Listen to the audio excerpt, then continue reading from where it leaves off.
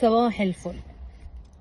اشاعات كتيرة طلعت النهاردة ان ترامب هيلغي حاجة اسمها SSI والميديكير والميديكيد.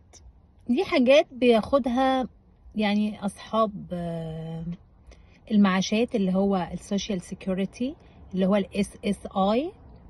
ففي اشاعات طلعت ان هو هيلغي السوشيال سيكوريتي اللي هو بيديه كمنحة او معاش للناس اللي بيبتدي من سنها يعني سن كبير وما تكونش اشتغلت في الدولة، يعني ما يكونش ليها اي وظيفة ولا اي حاجة، بس هو نتيجة للسن يعني الكبير شوية ان هو بيصرف لها معاش يساعدها على ظروف الحياة. اشاعات كتيرة جدا صدرت قالت ان هم هيلغوا الحاجات دي. اثناء حملة ترامب الانتخابية وعد ان هو مش هيلغي الحاجات دي على الاطلاق، وبالفعل ايلون ماسك خلال هذه الايام فقط يراجع كل السجلات او بيراجعوا الحكومه كل السجلات الخاصه بدي، لان اتضح ان في ناس عندها 200 سنه بتقبض المعاش. اذا هناك ناس متوفيه وهناك من يقبض المعاش بدلها.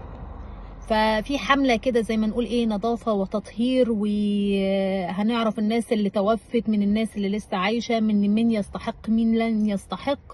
كل ده عمليه فرز يعني وتنظيف وتطهير كده.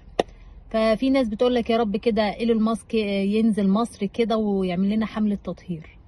فدي اليومين دول مفيش حاجه هتتلغي، وما الا فحص بس المستندات. حتى يعني في ناس ستات كبيره كلمتني النهارده مطلوب منهم ان هم يروحوا يعني يثبتوا حضور، زي مثلا لما تكون عايش بره مصر والبنك يبعت لك، لو بتاخد معاش بيبعت لك وبيقول لك تعالى بعت من ينوب عنك، يقول لك انا مش عرفني. لا، لازم الشخص نفسه يجي، علشان ممكن يكون الشخص توفى او ما الى ذلك، وهناك من يعني يقوم بالقبض بداله.